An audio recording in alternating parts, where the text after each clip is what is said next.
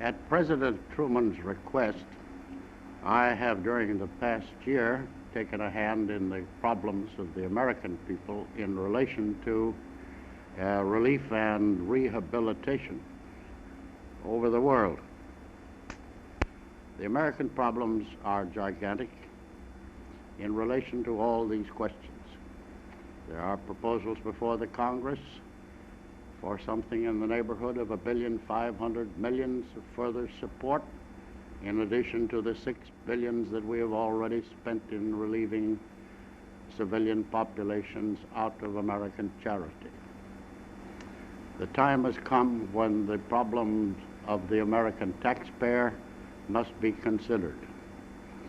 We must bring an end to this enormous drain on American resources as soon as it is possible. There are certain minimum duties that we must perform. We have to support the populations under the American flag. We have to contribute to other nations.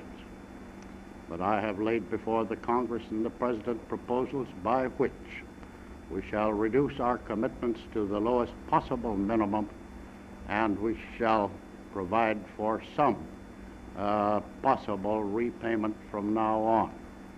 Our purpose must be to get these nations on a self-supporting basis and off of public charity.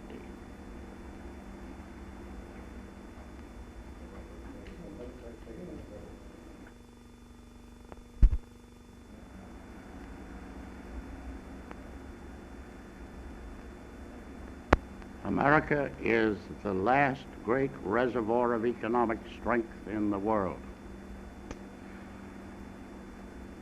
But the time has come when we must consider whether we are not overexhausting those resources, and we must consider it not only in our own interest and the interest of our taxpayers, but in the interest of the world as a whole. We cannot go on with expenditures which now amount to nearly 35% of the whole national income.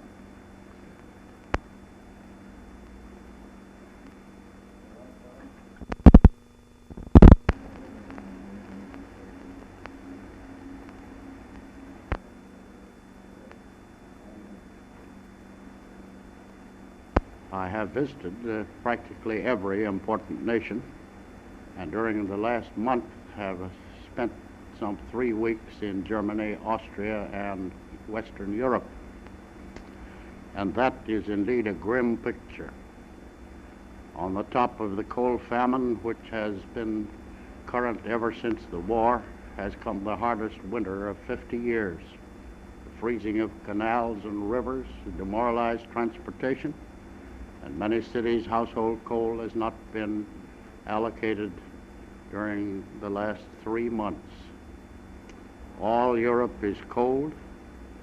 Their food supply, of course, is below normal, and the suffering is intense. That covers England as well as the continent. Therefore, our problem is not only one in which we must exert ourselves to maintain human life, but in which we must revise the aspects of American contribution. We must support the people under the American flag. We must try to prevent starvation in other nations. We cannot escape the obligation to use our every resource to prevent starvation. But at the same time, we should not be called upon to give in charity money for other purposes than the bare maintenance of human life.